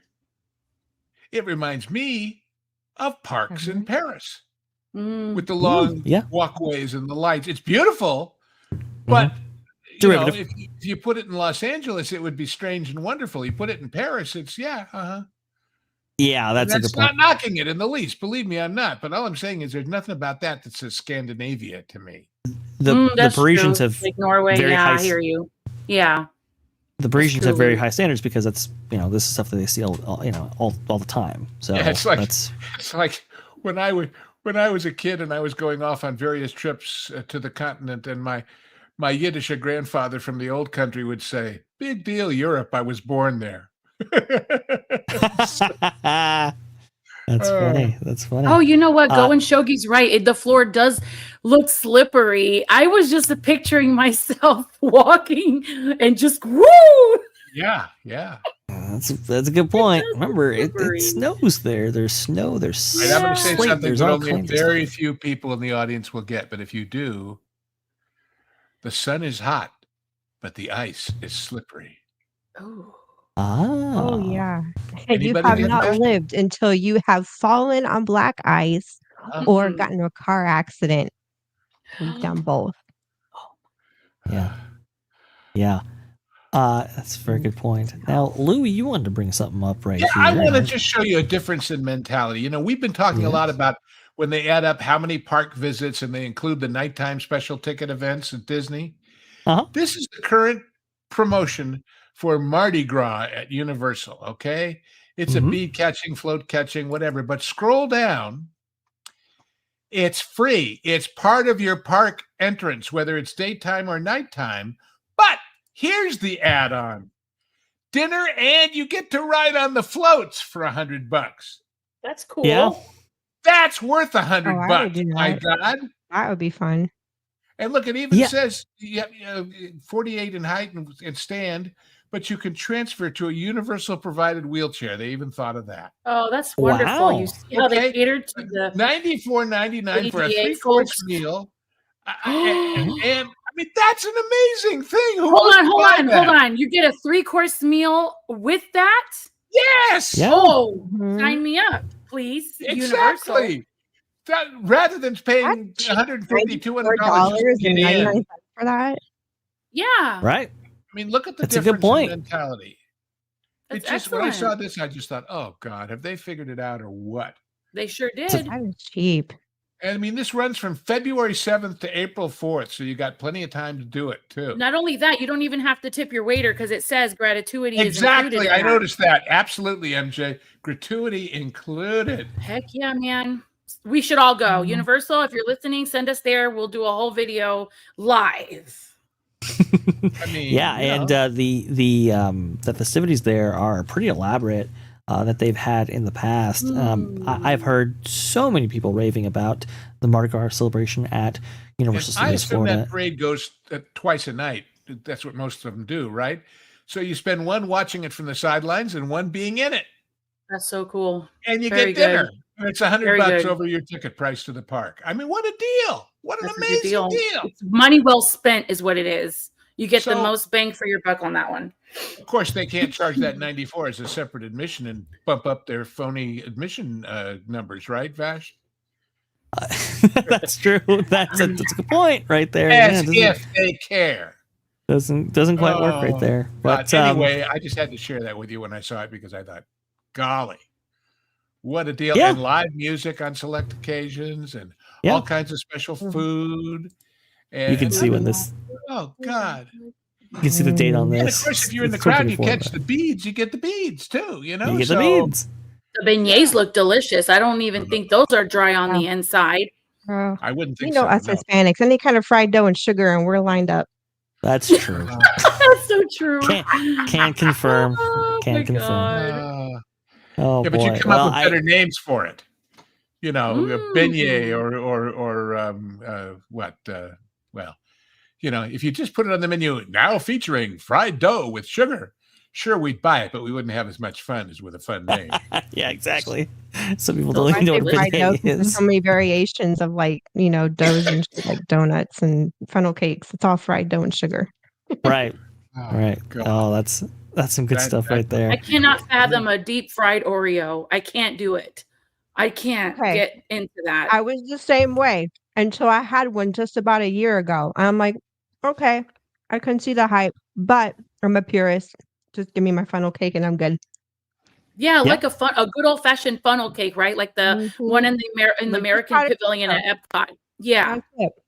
delicious. No apple filling, no strawberry. Yeah, no drizzle. No. Just the sugar. That's all you need. Yeah. Now Well, the no, audience knows what at to Knott's get Berry for Farm, they Christmas. do them with a blueberry drizzle, and they're pretty great. Funnel cakes. Yum. Or a boysenberry. What am I saying? Blueberry. But you know what I I mean. keep hearing about those Disneyland churros. I've Yep. never had one. I know. They're Oh, the best. Yeah. there's a cart at Disney Springs. That's the same company that provides the churros at Disneyland. They serve hot? Ooh. I don't know, but I had one. It was really damn good. Okay. We're getting hungry. As Will you everything stop eats the right video? there. Halt. Put the video to a halt, Vash. We're all hungry. We're gonna I end had up the looking like Fruity the girls Pebbles from one, Frozen and I in did Paris. icing. That was good. Mhm. And then Lou's All right, gonna all right, not fair let enough. us back on the show. I'm actually pretty hungry myself, and I haven't eaten all day. But before we get to that, we have to celebrate one person here with his amazing Patreon account, and that being Lou Wasserman's Ghost. And that being Lou's Views. Lou, tell us all about it. It's my views, and they're from Lou, and it costs you $5 a month, and you get all kinds of neat stuff. Win valuable prizes. Yeah, exactly. Just put 2 brand new ones up. That one, 11 that you see, and I try to cover, some of them are the things that we cover here, but from a different perspective, maybe from a more, how does the showbiz business affect your business or your job, but also about food and about wine and about travel and about, well, I did a couple about my good old days in the USSR that are kind of interesting, and about the current day politics, and still coming because he's been under the weather, but now he's getting back into the swing of things. Coming soon, join now and avoid the rush. Culture Casino and I are going to do a wine show, which we wanted to jokingly call "Thank you for your attention to this vintage." But Yes. By the way, is he streaming today? yeah, he was on the show earlier, so he's getting back together. He's getting the He's band getting back together. Okay, I didn't know if he was doing a show today. I don't know. I think he did one this morning, but Okay. Yeah, last I saw, see he it's- was singing the praises of root vegetables in his garden, and I thought, well, okay, that sort of can get a little too much, but anyway. Yeah, exactly. Well, he is doing. Speaking of food, this isn't on Lou's Views, but although I'm not going to get off the subject because, by God, you all should be members. But a little Thanksgiving cookery tip that I gave on the show last night that people reacted to. If you are making dressing, as they call it, when they don't stuff it in the bird, and you're doing it in the casserole and all that, with the breadcrumbs and everything else that you put in it, secret ingredient that will brighten it amazingly. Go to the Chinese section of your supermarket and buy a can of sliced water chestnuts. It gives a little crispy, crunchy je ne sais quoi to that just will blow your mind. So trust me on that. Very interesting. Okay, Yeah. that's good advice right there. By the way, we do have news on T3PO Live and the fate of this show that you just watched. But to learn about that, well, you got to stick around till the very, very end. MJ, I know you have a burgeoning presence online that you want to go ahead and highlight. Where can people find you out there in this great, big, beautiful web? Oh, I have to apologize to the people. My background was just not cooperating. It didn't load, or it has my social media accounts. You can find me on X and Instagram. It's a lot of fun. I am I'm a mother of 4 kids, and I'm your friend, your sister. Whatever you want to do, share it with me. Let's strike up a conversation. I love sharing the latest on the theme parks and any tips and tricks that I have available. I'm going to be putting more content together as the new year approaches, especially, geared towards people that have like special needs or disabilities, because the parks have not become too friendly with that. And I really want to help people, just maneuver with cool tips and tricks and things that you can learn about and just have fun, so you can follow me on X or Instagram, whatever your heart desires, and I appreciate it. Plus I have some links that are interesting if you want to save some money. As you guys know, Mickey's Very Merry Christmas is sold out, but Jollywood Nights has not. So you could get some discounted tickets through my link on Instagram. And I heard it's really nice, and they did a much better job this year. We're supposed to be checking it out as well. I do appreciate you guys for following me and hanging out, and I'm glad to be a part of this show and the T3PO familia. Absolutely. Well, we only hang out with you because it's a pleasure. If it was a drag, we would tell you the truth and say goodbye. Get out of here. Get out. There's no business like show business. I mean, we're selfish, that's all I'm trying to say. We're selfish. Hey, Erica from Hanging with Erica and Raph, what can you tell us about new content that has just come to the channel? I know that you worked hard on the kind of Halloween decorations video that you actually put up. Is that the new one that people can go to your channel to see? Is there another one coming out in the future? What do you got going on over there at Hanging with Erica and Raph? Yeah, I still haven't finished the behind the scenes, the whole, recovering from the shutdown has been a bit of a slow thing, but yep, got that. And I have ideas for after the new year, but we're also kind of in limbo. Hopefully we'll be moving before February, by February, we'll see. We hope. In the meantime, though, you can catch me here, T3PO and Lorena Creole on her Spice Lounge and her Resort Recon on Saturdays. To follow Bradley's Fun on usually Mondays, Sundays or Mondays. I can make Ron streams. And Dadman Walking is another YouTuber that on occasion, or rare occasion, I'm going to be on his stream tomorrow night. Yep, tomorrow night. But for now it's just Halloween is all I got up from Halloween night, and I haven't really done much. I just haven't had time. Well, it's very busy. I know you have a lot going on in your life. Obviously, the government shutdown did affect Erica and Raph profoundly right there, but don't worry, she'll be back in the swing of things very soon. And to get first grabs on that video as she puts it out, go ahead and hit that subscribe button, hit that notification bell. That way you will alert when she drops a video. And very, even very cool if right she there. and Raph are not essential to our silly government, they're essential to all of us, by God. Absolutely. So make sure you watch. Yes. By the That's way, great stuff right Vash, there. did you want to remind people about our major move for the Yes. Once Yes, Upon a Time yes. Sunday show and not anymore? There's a lot of major moves going on right now with a lot of our programming. Starting December 1st, we're going to have a whole suite of changes.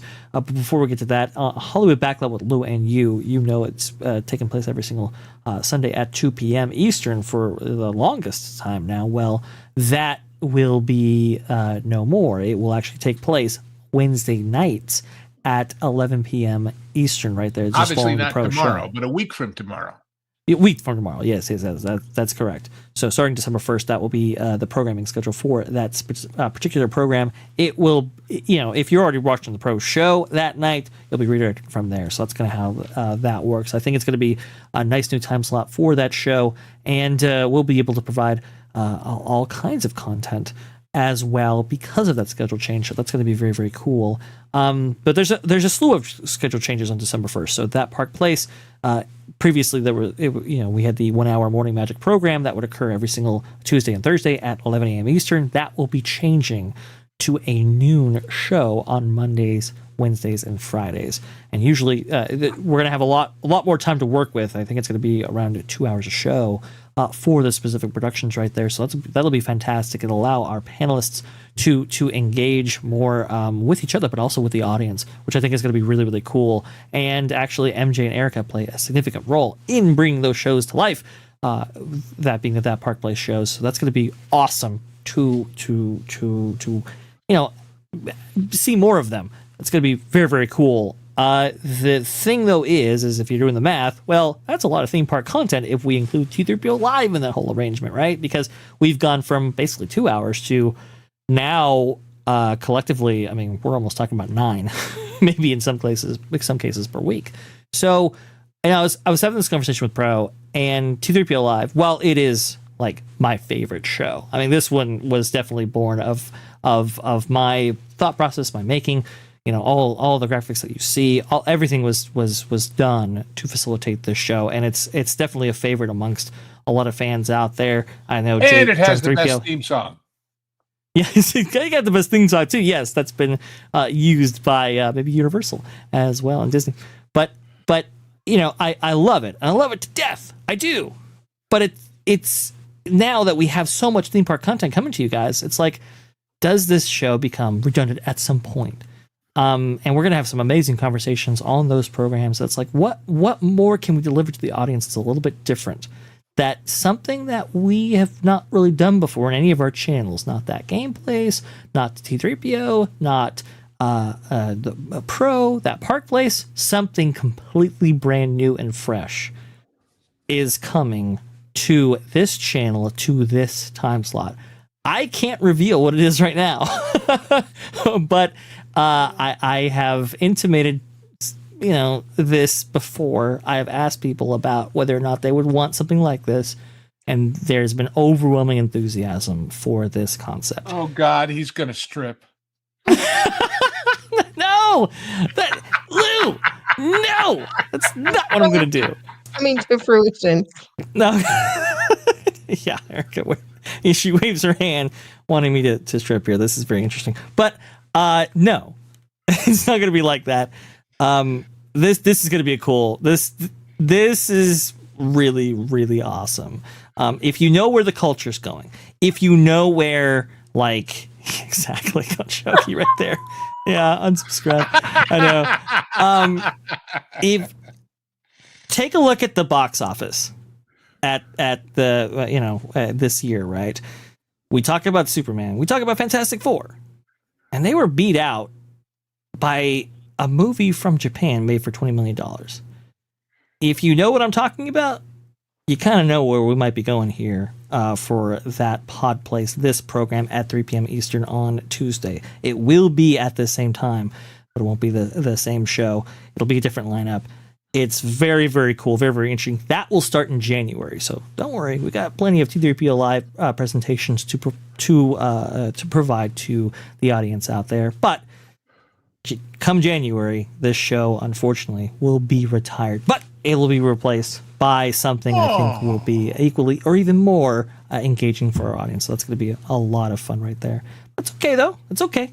This Lou, place- MJ, this Erica, place- we love. This is becoming like Roddy Piper when he always said, just when they think they know all the answers, I change the questions. I know. There's a lot of changes coming, but don't worry. Changes. I love that this song. group so much. We will have opportunities to get together. I promise you, on the That Park Place channel, we will. And we already will have regular appearances from all of the panelists that you actually see here on all of our programming. So like you'll still get these amazing personalities. We will be back together again. I promise you. Together but, again. Exactly. Together again. But T3PO Live. I'm gonna spill the beans, Vash. Sure, go ahead. Pro got a huge bribe to shut us down because Marvel thought we were eclipsing the Fantastic Four with this force. That's great. I love that. That's fantastic right there. The Muppet Marvel group, is that what we are? The Muppets Yeah. Marvels. We're Okay. Maybe. We're the Super Fantastic Four. Super Fantastic Four. Fiercely, fabulously, fantabulously Four. Yeah, exactly. I think it's that Queen joke that you were talking about before, right there. Exactly. There But- you go. But it's trust me, folks, it's going to be fantastic. It's going to be awesome. It's amazing. And I mean, if you love this show, trust me that this dynamic will exist with the programming coming to That Park Place. It will. And yeah, I mean, to engage the audience with this crew on a bigger stage like That Park Place, I think is a dream come true for a lot of these panelists, and it's a dream come true for a lot of our audience. So it's like, okay, well, what else can we provide? That answer will be coming very, very shortly. But stick around at T3PO. Genre guys. Yes. But Well, you got the genre guys, you got the Lost guys, and those programs will be making regular appearances as well on here, as well as Lauren DePaula. Lauren DePaula will actually make its home on That Pod Place as well. So we've got a lot of great stuff to have you subscribe for. So what are you doing? If you haven't subscribed yet, go ahead and hit that subscribe button, hit the like button. It helps us out tremendously. Got any hype points left for the week? We would love to see those as well right there. Make sure you subscribe to Erica's channel, Hanging with Erica and Raph. Make sure you go ahead and check out MJ and where she's at in the social medias. And be sure to get on the ground floor of Lou's Views. He does tremendous content over there at his Patreon right there, at that being LW Ghost. and I've Definitely got a check it out. very special article coming to the webpage sometime next week. I'm still putting the final touches on it, which is strange for me. Usually I just write them and they're done. But this one has to have the right tone. And it's on a subject we all feel is important. And that is, if your holiday memories are based around the theme parks, and the theme parks, practically speaking, for financial or thematic reasons, kind of aren't what they used to be, what do you do? And I'm going to tell you. I'm going to tell you. So stay tuned. Oh, beautiful. I cannot wait. I guess that just means you got to, follow That Park Place for all the news. That should be fun.